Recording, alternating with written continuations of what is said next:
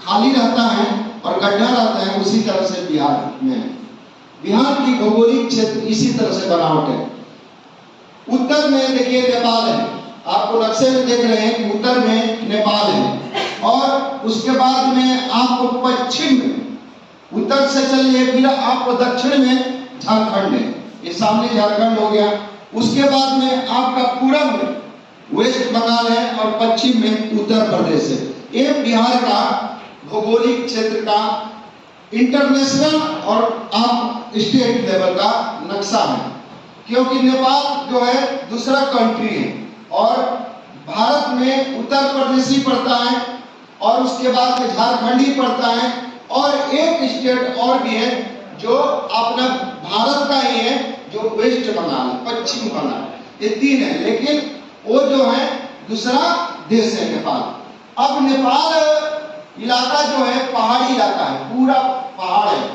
नेपाल यहाँ पर है, आप देख रहे हैं यहाँ पर है, बिहार यहाँ पर है, उसके बाद उत्तर प्रदेश यहाँ पर है, बिहार यहाँ पर है, झारखंड पूरा पठार है और आपका नेपाल में पहाड़ है। पठार और पहाड़ों के बीच में अपना बिहार है, क्या है कि पठार और पहाड़ों के बीच में अपना बिहार है, इसलिए बिहार में बाढ़ आती है, प्रति वर्ष बिहार में बाढ़ आती है। अब चलते हैं नदियों के बारे में मैं बताता हूँ। वाली गंगा नदी है जो कि एक बीपीएससी में सवाल आता है और आप लोग के पास में भी वही सवाल आएगा कि बिहार को दो भागों में बांटने वाली कौन नदी है, वो गंगा नदी है। कौन सा नदी है? कौन सा नदी है? बहुत बढ़िया। और बिहार में ये नदी कहां से कहां तक गुजरती है? बक्सर से लेकर के बिहार कहां से गुजरती है?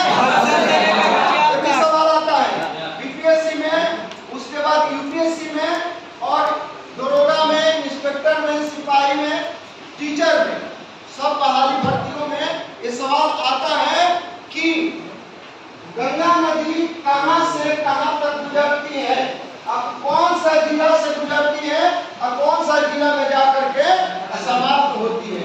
तो गंगा नदी बक्सर जिला से गुजरती है और जाकर के कटिहार में समाप्त होती है। ये सवाल आपको आएगा तो क्या लिखिएगा आप? बक्सर जिला से गुजरती है और कटिहार में जाकर के समाप्त होती है।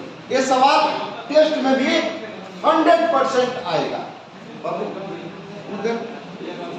समझिएगा ना। रख दीजिए मोबाइल, अब फोटो बात कर लीजिएगा, आप लोग बहुत टाइम मिलेगा, फोटो कर लीजिए।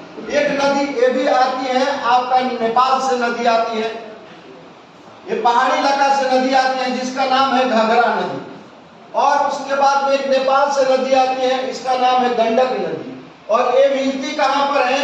आपको वैशाली में ये नदी आपको मिलती है, वैशाली में।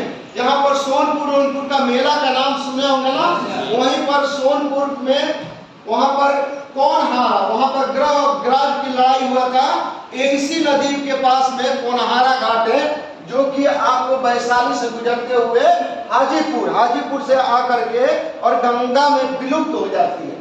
और ये जाकर के घाघरा नदी आपको सारण जिसको बोलते हैं छपरा में जाकर के ये सिवान होते हुए पूर्वी चंपारण से साइड में होते हुए सिवान और सारण में जाकर के गंगा नदी में विलुप्त हो जाती है। अब आगे बढ़ते हैं, ये बूढ़ी गंडक नदी आप देखे हुए सीतामढ़ी से होते हुए आपका मधुबनी और उसके बाद में आपका दरभंगा, बेगूसराय में आकर के ये भी विलुप्त हो जाती है। अब थोड़ा सा आगे बढ़ते हैं, एक नदी है जिसका नाम है बागमती नदी। ये भी पहाड़ी नदी है, नेपाल से निकलती है और जाकर के सहरसा से होते हुए खगड़िया में जाकर के बेलदौर के पास में ये भी विलुप्त हो जाती है। एक महानंदा नदी है, ये भी पहाड़ी नदी है और जाकर के आपको कटिहार में आपको मनिहारी एक जगह है, वहां पर जाकर के विलुप्त हो जाती है।